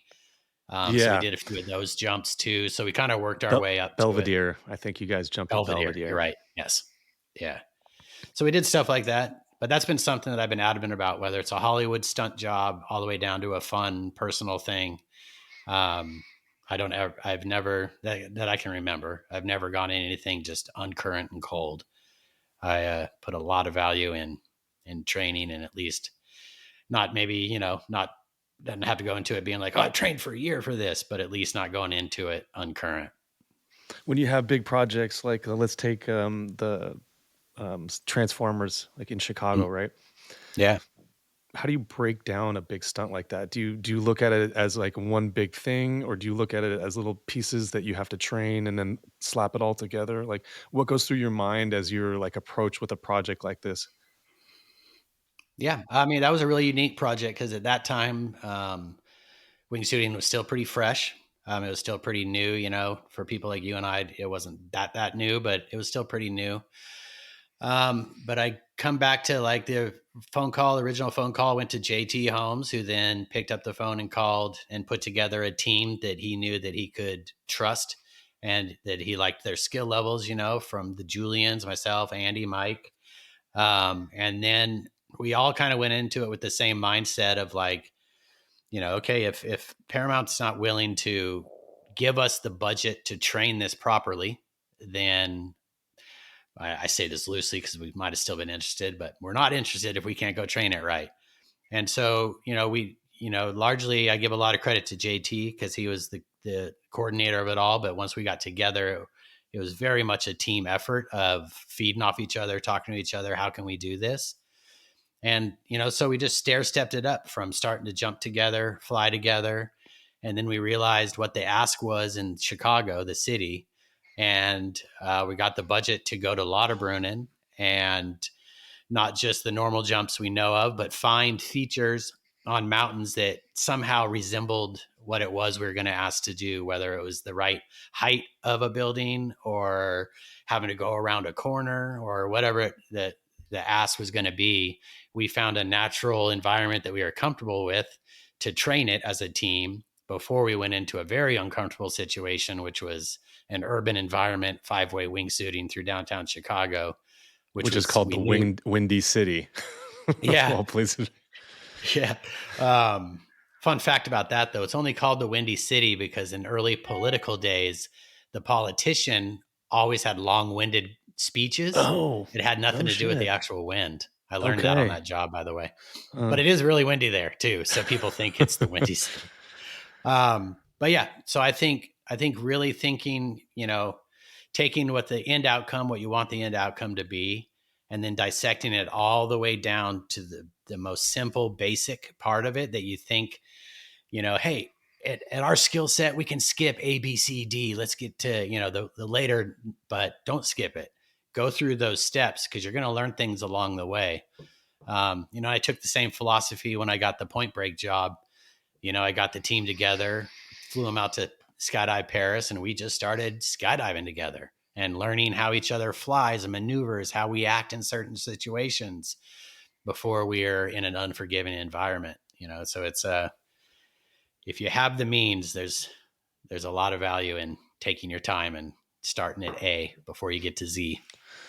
Now, there's seems to be you're at the top of the heap in terms of professionals who are executing on some of these jobs, but there's a sense that people are in competition for this, and there's maybe even some talk about don't do anything for free or don't do it for anything less than this and that. And do you feel like you're in competition with other air sports teams or athletes, or it's just like, hey, this is what I'm worth, this is what I need, and if not, we're moving on? At this stage of my career, yes, I don't feel like I'm necessarily in competition with anybody. That being said, that if a movie job comes out and I know it's getting shopped around, of course there's competition like any world of work. You're trying to win the bid and get the job. But I'm very blessed in the sense that, I've done a lot of production work, a lot, super busy with Red Bull and all that stuff. So I am to the point now where I'm like, well, if you don't want, what I come with, if you don't want my expertise and, this and that, and you think another guy can do it, have fun with it. I feel like, what's that saying? A rising tide lifts all boats. So I don't think it's necessarily a bad thing that other people get jobs and there's other other groups out there trying to aspire to be coordinators or stunt performers, or, create their own version of a Red Bull team or something. I think that's all good stuff. It's healthy. Competition's healthy. To the point that I have no problems and it happens all the time, where somebody will call me and say, hey, I got this, commercial opportunity, but I don't want to, I've never really bid something like this. I'm not guarded or weird, or I don't try to even get myself in the job at all. I'm full disclosure of like, here's a range of what rates should be. And, I'm really full disclosure of like, hey, if you're really new and green in it, you shouldn't think that you deserve what you heard the top guy's getting that has already had 20 movie credits. You do have to work your way in, but there's also a balance of you need to, there's an industry standard, and you don't want to dilute that, or then the whole industry crumbles. Whether it's our industry or any industry we're talking about, you should try to stick to at least an industry standard. And so to understand the basics of like, what's a basic SAG stunt day rate? It's like, you can look that up online. It's not a secret, so at a minimum, don't give things away. But on the same note, I'm not afraid to say that through the early parts of the year up to, or career up to now, like, yes, you do things at different levels. Some of it's kind of for free in the early days, and then you work your way up to getting respect in the jobs and being able to actually, say, here's my value and here's my worth, and take it or leave it. But you can't always start like that. So I think a lot of people that might be guarded or competitive also have to understand they didn't just come into the scene like asking for top dollar. Right. But I think, that kind of you gotta seems standard share for the any wealth. industry. Yeah, any industry. And, I have a circle of people I call, and it's really helped me propel myself to where I'm at in my career by calling like, a mentor of mine in the stunt world that's an avid skydive base jumper as well, Tim Rigby. So when I first started getting phone calls for stunt jobs, I knew that I could call him, and he was so crazy busy. There's no way that I was even ever worried about him trying to compete for anything. And, he was already a friend. So he's who taught me, hey, full disclosure and transparency is the best way. Here's what it's worth. Here's what other people have made doing the job. So you can have some like backup when you're putting your bid in, that it's not just a number you pulled out of thin air. And I've had, I've kind of tried to share the same philosophy, no matter who calls me, and I try to educate people on, hey, and there's different level of jobs. You could have a small little internet commercial, and it's not going to be worth a Hollywood budget, and this and that. And you have to know what you're bidding as well. Right. Now, this kind of leads into my next question about what the future for Red Bull Air Force is. Yeah. The future is bright. I just actually super proud to say that last week I brought on the first new Red Bull Air Force athlete since 2008. Whenever I brought on Amy, she was the last athlete I brought on. I think that was 13 years ago or something like that. So I brought on Mike Brewer as a new athlete. And to back up, Red Bull asked me, especially after my accident, they asked me like, hey, they love the idea of athletes leaving legacies and things of that nature. And I think they were a little surprised for me for my response was like, I'm not looking for a mega stunt or to leave a legacy of this big like athlete accomplishment. I'm very proud of what I was a part of and what I helped develop in the world of Red Bull and Red Bull Air Force. And I don't want to see it just completely take a left turn one day if I'm done. I don't want it to just be like, oh, Jon's gone. Here's a whole new idea. Like, I think what we built's really special. And I think it's kind of like the Willy Wonka golden ticket in our sport. And so I guard it heavily. And that's why it's been so long since I brought anybody on. So the legacy that I told them that I wanted to leave was that I want to be 65 years old on a rocking chair, looking at the current Red Bull Air Force, realizing like they picked up where we left off. It didn't just take a left turn somewhere, right turn, whatever the saying is. So give me the power to, over the next 5-10 years, slowly bring on the right people that for one, fit the brand, because you got to do that. If you're working with a sponsor, you got to be the right type of person that fits whatever brand you're representing. But more importantly to me on a personal level is that they have the right mindset of an aerial athlete, that they have the right visions, goals, they see a big future, they're doing it the right way. Can we linger on that a little bit? What is the right mindset and doing it the right way? I think everybody would answer that different, but for me, it goes back to my roots, where if I see somebody that truly loves the sport for what the sport is, and yeah, they might hope that they make a good living and successful financially and this and that, but step one is find somebody that is doing it for the pure love of human flight. That's step one for me, not doing it for the Insta fame or because it's rad and cool or whatever, but they're just deeply in love with human flight. And then secondly, just tapping into my roots is that there's a part of an educator in them where they're not just doing it. And I'm not knocking anybody when I say this, but some athletes are about themselves. They're on their own path. They're on their own trajectory, and which is totally fine. But I feel like, team is all powerful. And so I think part of team is being an educator, not necessarily a coach of new people. I don't mean it like that, but you're always trying to like build a team that is educating each other, feeding off each other, and trying to evolve as a team. And in turn, you'll evolve, personally, individually.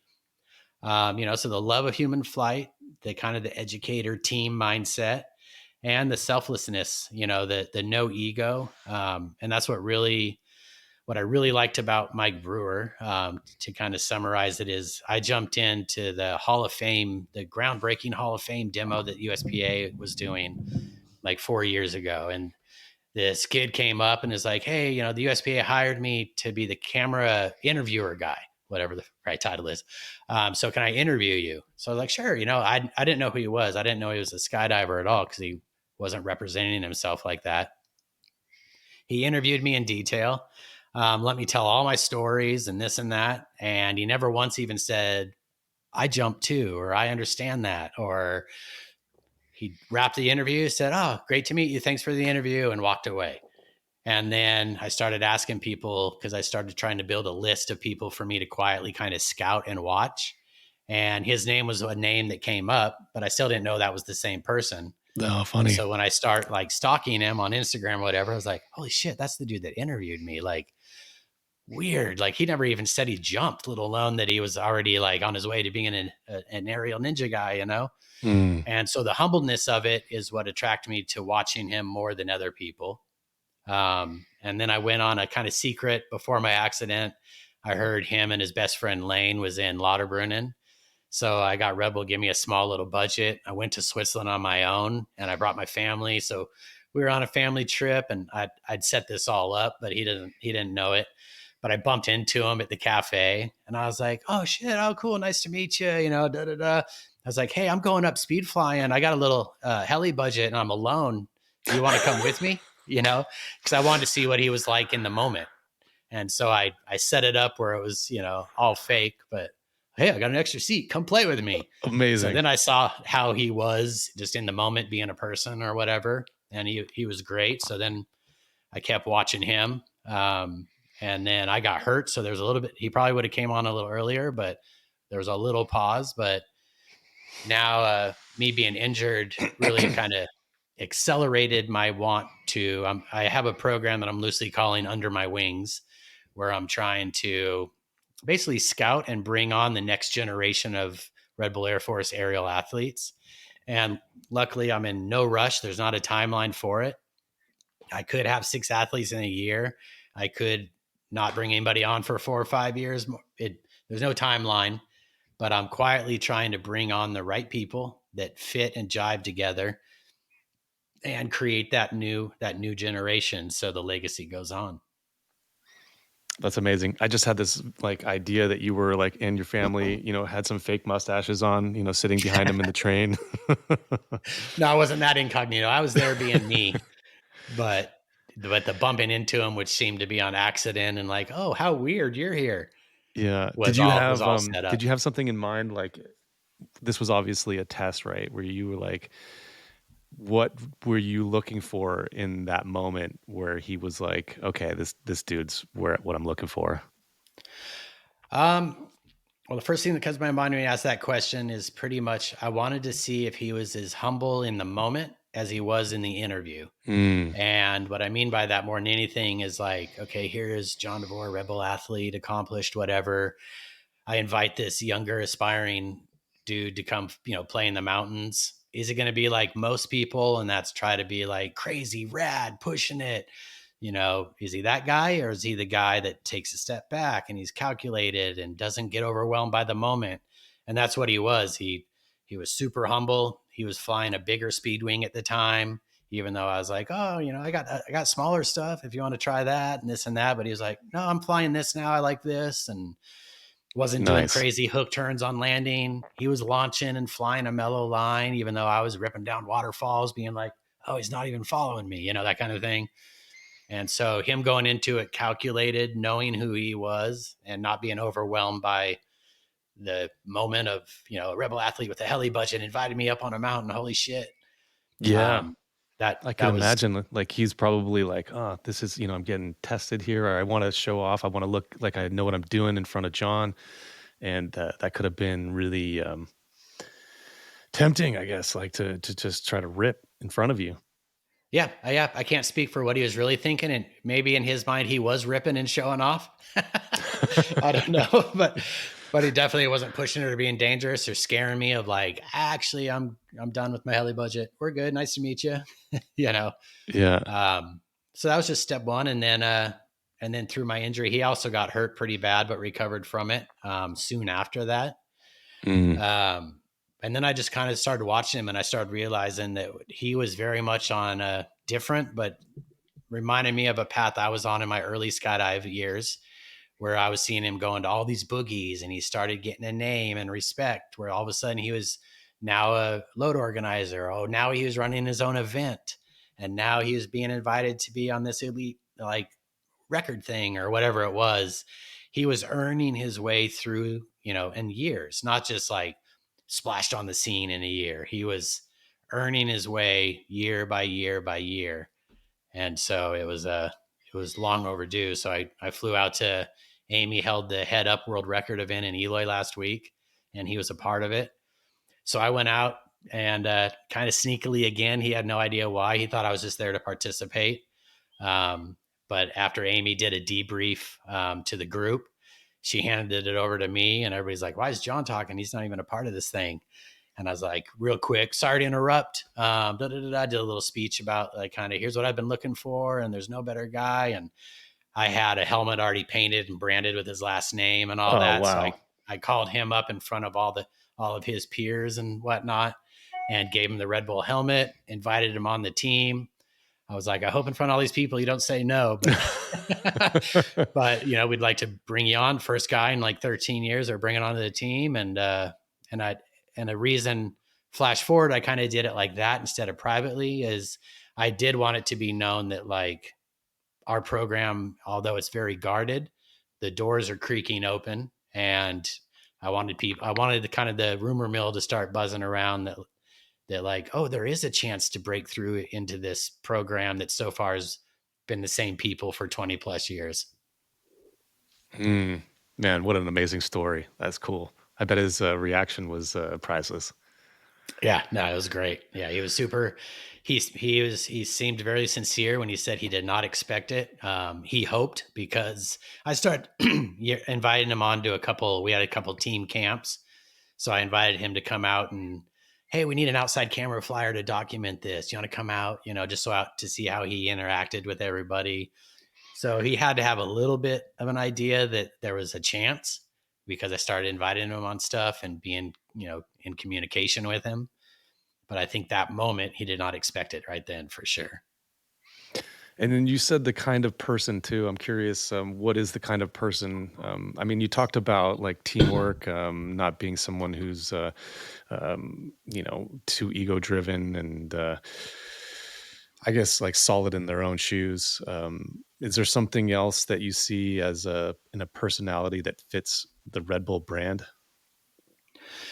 Yeah, kind of almost the the the opposite of all what you just said, which is very true. But there also has to be that opposite side where there has to be a unique thing that stands out that makes you special in your own right. It doesn't mean you have to be the only one in the world that does a certain thing or whatnot, but there has to be a special spark that, Red Bull likes individual athletes in general. They love teams too, but they like, when somebody shines for a unique way, like a funny, good example that the team would probably laugh at when I say it, but say like Sean McCormick. He's a ripping ninja. He swoops. He free flies. He's not a base jumper guy, but he's probably the last of the Mohicans. He's the last sky surfer on the planet, probably, right?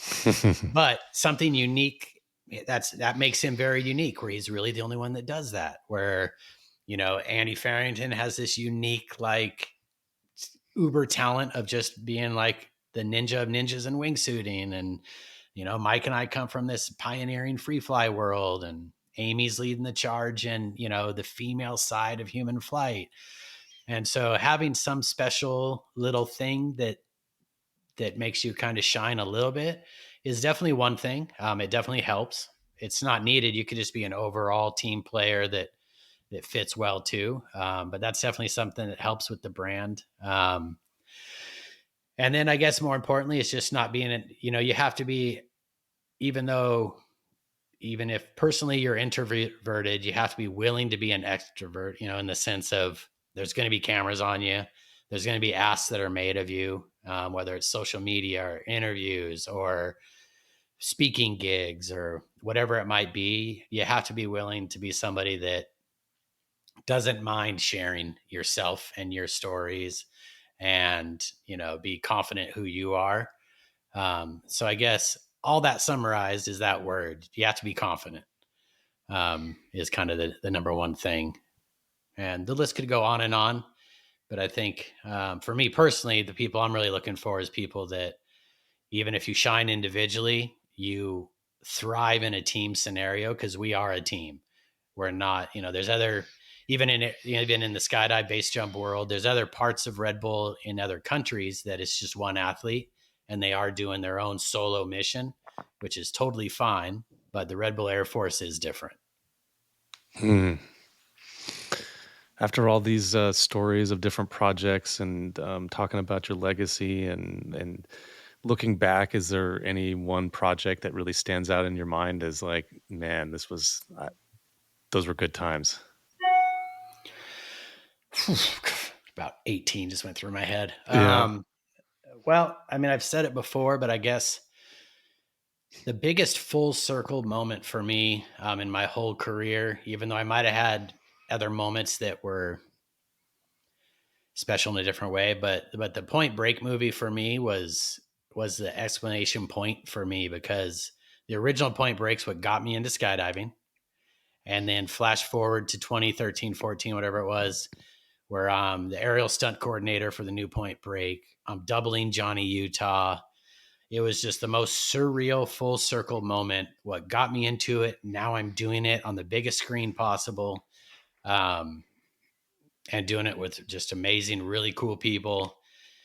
That was definitely one of my highlights. But, I'm just so blessed that I have so many of those moments that I could share, whether it was, you mentioned the Transformer things, or the Unrideable film I did with Red Bull, where I got to kind of showcase the world of speed flying, speed riding. Yeah, you did. That was really, I mean, speed riding was like, so little people actually knew what that was, like they knew about parachutes, they knew about skiing, but when they're doing it together, what is that? And there was only like, some French guys that were doing it in the Alps, and what is that? And you really shined an enormous light on that sport. And I really liked the voice that project had, because it was like, we're doing this. And I mean, you guys were ripping, but it was like, hey, look at these guys over here, what they're doing. They're like on a whole other level. It was really fucking cool to watch. Yeah, I was adamant about this when the project was approved, that this is not a ski flick. It's not a film like that. I didn't want it to be about me or even the players that I had in front of the camera. I was like, this has to be about the sport, the evolution of this beautiful sport that nobody knows about. And yes, it might be told through my voice or my eyes, but it can't be about me, because there's people that are way better than me at it. And there's people that pioneered it way before I was, so this is a documentary about the sport told through a few of our eyes. And I was really proud about that, because it was, sorry if that beeping's going on. It was really it was a project I pitched way before it should have been approved, and it was not approved. And then years went by, and as a few people like Antoine, over in Chamonix and whatnot, were kind of making it hit the world. The ski film, I forgot which, the Teton film it made it into, but that's when Rebel was like, holy shit, you pitched something like this years ago. Well, I wasn't ready to do a film like that, so I was blessed that they said no then. But they called me and they're like, do you still want to do this? And I'm like, hell yeah, and we're way better. So, but yeah, to be able to take the sport and it's kind of always how I am. I'm trying to work on a documentary now that may or may not happen, kind of about the evolution of human flight. And then once again, I'm adamant that this isn't about me. Like I would love to tell the story, but it can't be about me or about my accomplishments or what I've done, and that's always been my mindset with the position I've been blessed with is to tell stories and to give credit where credit's due, not try to be like, turn the camera on me.